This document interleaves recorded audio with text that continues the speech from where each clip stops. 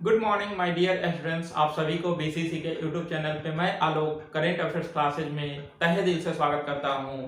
और आप सभी इस चैनल पे आएं और अपने करेंट को बेहतर करें ताकि आने वाले परीक्षाएं में आप जो है वो अच्छा प्रदर्शन करें और आपकी सफलता सुनिश्चित हो। तो आप सभी देखें और प्लीज क्लास को लाइक सब्सक्राइब और शेयर करना ना भूलें, वो करते रहें। और अगर पीछे की वीडियो नहीं देखें तो वो भी देखें, इससे आपकी तैयारी काफी अच्छे होंगे और आप सफल होंगे। तो आइए आज के जो भी महत्वपूर्ण प्रश्न है वैसे सारे प्रश्नों को देखते हैं। तो एक नंबर है football for school. Football for school पहल भारत ने फीफा के साथ मिलकर शुरू किया है। ध्यान रखिएगा, देश में फुटबॉल खेल को बढ़ावा देने के लिए स्कूल फॉर फुटबॉल का शुरुआत किया गया है। ध्यान रखना है, शिक्षा मंत्री धर्मेंद्र प्रधान और फीफा के जो अध्यक्ष हैं गियानी इन्फेंटिनो, ये दोनों ने मिलकर जो है इस पहल पर अपना हस्ताक्षर किए हैं। तो ध्यान रखिएगा, ये फीफा का पहल है कि विश्व के अंदर जो है बहुत सारे देशों में फुटबॉल को बढ़ावा देने के लिए जो है वह ऐसा स्कीम शुरू कर रहा है और इसी में भारत में ऐसा पहल शुरू किया गया है, खासकर क्योंकि जो है 2020 का जो न्यू एजुकेशन पॉलिसी है उसके तहत बच्चों को जो है बच्चों में खेलों के प्रति रुचि बढ़ाने के लिए जो है इस तरह का पहल की शुरुआत किया जा रहा है। तो ध्यान रखना है। अगला है कि 53वां टाइगर रिजर्व घोषित हुआ, रानीपुर टाइगर रिजर्व जो कि बुंदेलखंड यूपी में है। टाइगर रिजर्व की शुरुआत 1973 में होती है और अभी भारत में बाघों की संख्या 2967 है और टाइगर प्रदेश के नाम से मध्य प्रदेश को जाना जाता है, ये ध्यान रखेंगे। तीसरा प्रश्न है FIFA U17 women's world cup 2022 का मेजबानी भारत ने किया पहली बार। इसका विजेता स्पेन रहा और उप विजेता कोलंबिया रहा। कुल 16 टीम ने इस खेल में भाग लिया था, ध्यान रखना है। अगला प्रश्न है कि लूला डी सिल्वा अभी वर्तमान में ब्राजील के राष्ट्रपति चुने गए, तो ध्यान रखिएगा लूला डी सिल्वा। अगला प्रश्न है कि देश का पहला वर्टिकल लिफ्ट ब्रिज तमिलनाडु के रामेश्वरम में बनाया गया, ध्यान रखना है। देश का फर्स्ट वर्टिकल लिफ्ट ब्रिज है। यह जो है पंबन पुल का स्थान लेगा, क्योंकि अभी तक जो है आप देखे थे पंबन पुल, तो वो पंबन पुल का ही स्थान लेगा कौन, तो ये आपका जो है वो वर्टिकल लिफ्ट ब्रिज। यह जहाजों को आने जाने के लिए बीच में लिफ्ट की तरह ऊपर उठ जाएगा, यानी कि जब जहाज इससे होकर गुजरेगी तो बीच वाला भाग ऊपर उठ जाएगी और जहाज के जाने के पश्चात फिर वो अपना स्थान ले लेगी। तो इस तरह से यह भारत का पहला वर्टिकल लिफ्ट ब्रिज है जो कि रामेश्वरम में स्थित है और यह पंबन पुल का स्थान लिया, जिसे आदम का पुल भी कहा जाता है, ध्यान रखिएगा। अगला है कि प्रधानमंत्री आवास योजना शहरी पुरस्कार 2021 में जो है वो प्रथम स्थान पे उत्तर प्रदेश, सेकेंड पे मध्य प्रदेश और थर्ड पर तमिलनाडु रहा है, ध्यान रखना है।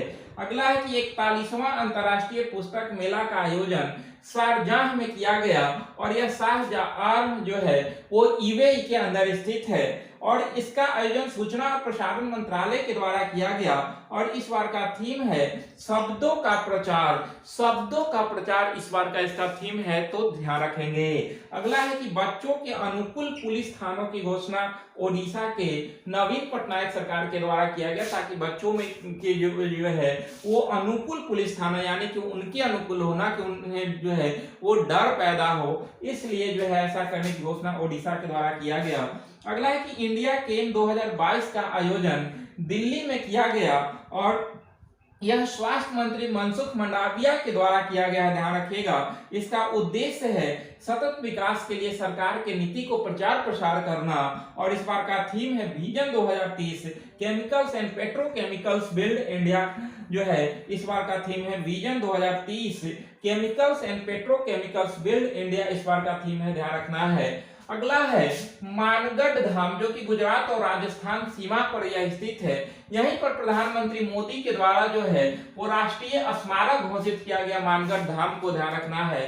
यह आदिवासियों के तप और बलिदान का प्रतीक माना जाता है मानगढ़ धाम को, क्योंकि 17 नवंबर 1913 को यहाँ 1500 भील जनजाति को मारा गया था, इसीलिए जो है यहाँ पर जो है इनके तप और बलिदान के प्रतीक के रूप में जाना जाता है, जिसे प्रधानमंत्री मोदी ने जो है वो राष्ट्रीय स्मारक घोषित किया है, ध्यान रखिएगा।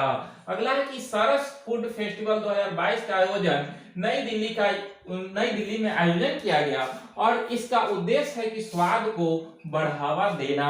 अगला प्रश्न है कि उत्तर भारत का फर्स्ट डाटा सेंटर, उत्तर भारत का फर्स्ट डाटा सेंटर जो है उत्तर प्रदेश में स्थापित हुआ, जिसका नाम योटा D1 है, जिसका उद्घाटन जो है वो उत्तर प्रदेश के मुख्यमंत्री योगी आदित्यनाथ के द्वारा किया गया। योटा D1 ध्यान रखिएगा, ये उत्तर भारत का पहला डाटा सेंटर है।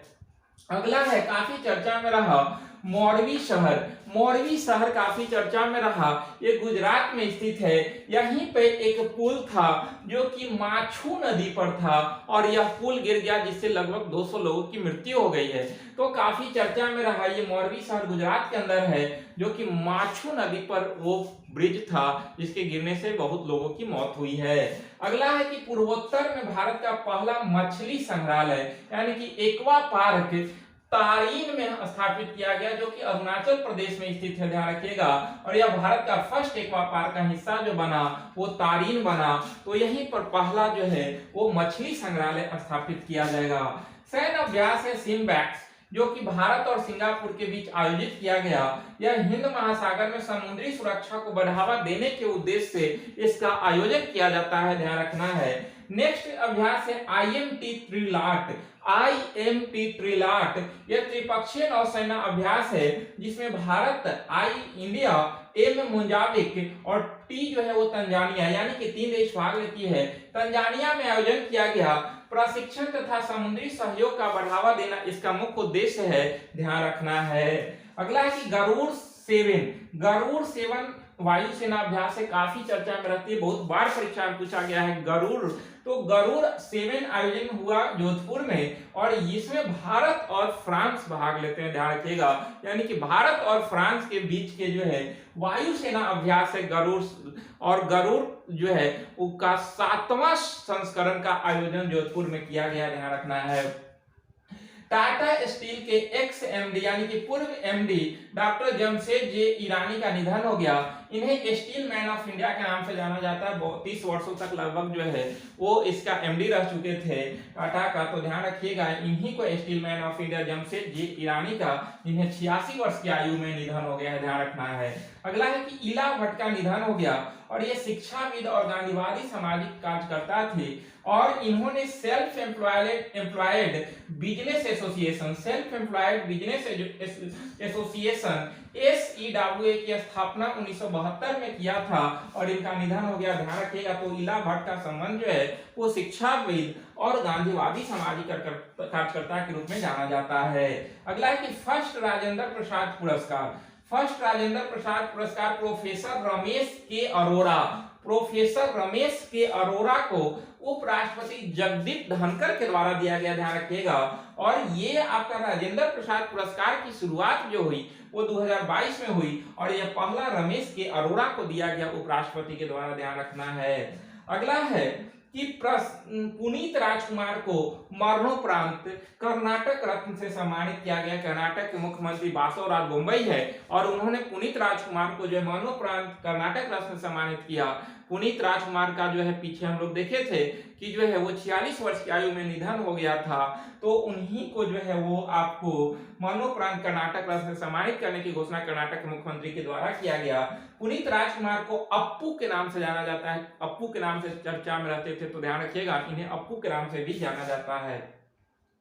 अगला है कि भारतीय भाषा दिवस मनाने की घोषणा 16 दिसंबर को किया गया, यानी कि हर वर्ष 16 दिसंबर को राष्ट्रीय भाषा दिवस मनाया जाएगा, क्योंकि इसी दिन जो है तमिल कवि सुब्रमण्यम का जयंती है। इन्हीं के जयंती के अवसर पर हर वर्ष 16 दिसंबर को जो है वो आपको भारतीय भाषा दिवस मनाने की घोषणा किया गया, ध्यान रखना है। अगला है कि राष्ट्रीय एकता दिवस। तो राष्ट्रीय एकता दिवस 31 अक्टूबर को सरदार पटेल के जयंती के रूप में मनाया जाता है, जिसकी शुरुआत 2014 में किया गया था। प्रधानमंत्री मोदी के द्वारा 2014 में बीजेपी की सरकार बनी थी और मोदी जी देश के प्रधानमंत्री बने थे, तो 31 अक्टूबर को उन्होंने राष्ट्रीय एकता दिवस मनाने की घोषणा किया, क्योंकि जो है वो सरदार पटेल ने बहुत सारे भारत में रियासतों को शामिल कराया था, देश को एक करने की कोशिश किया था। इसलिए इनकी जयंती को राष्ट्रीय एकता दिवस के रूप में मनाने की घोषणा प्रधानमंत्री मोदी के द्वारा किया गया था। तो हर वर्ष 2014 से आपका राष्ट्रीय एकता दिवस 31 अक्टूबर को मनाया जाता है, ध्यान रखिएगा।